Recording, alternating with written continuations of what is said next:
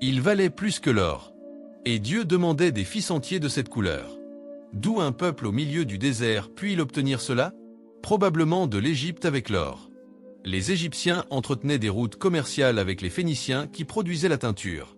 Et quand les Israélites demandèrent des vêtements, ils ne précisèrent pas lesquels. Les Égyptiens donnèrent des tissus nobles, des vêtements d'élite, des matériaux que seuls les pharaons utilisaient. Bezalel rassembla tout, or fondu, bois taillé, tissu coûteux et commença à assembler quelque chose qui tuerait quiconque le toucherait incorrectement. Comment fit-il cela sans mourir dans le processus? La première règle de construction était simple. Si vous vous trompez dans les mesures, vous êtes mort. Le coffre devait avoir exactement 1,15 m de longueur, 70 cm de largeur et 70 cm de hauteur. Un doigt de plus ou de moins et c'était faux. Dieu avait donné des nombres spécifiques. Il n'y avait pas de marge d'erreur. Bezalel coupa des planches d'acacia mesurées au millimètre, utilisant des cordes marquées de nœuds à intervalles précis, technique égyptienne qu'il avait probablement apprise en observant des maîtres. Mais le bois seul ne suffisait. Et ce qui vint après. Cela exigea une habileté qui allait bien au-delà de la menuiserie.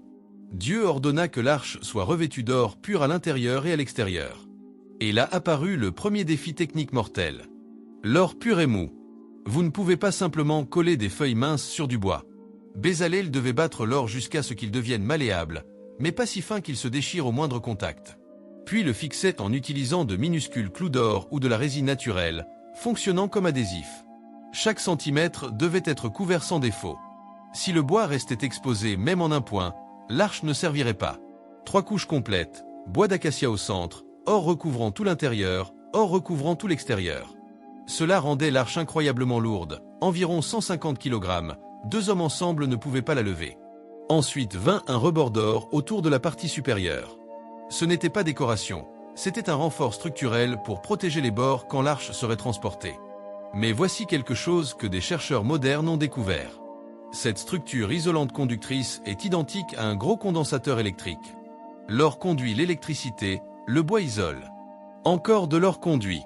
Si l'arche accumulait une charge statique en étant transportée à travers le désert, cela pourrait fonctionner comme une batterie primitive, stockant une tension.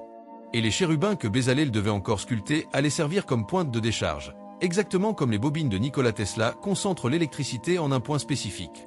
Si quelqu'un avec une charge différente touchait l'arche, 50 000 volts directs dans le corps. Morte instantanée, sans explication apparente.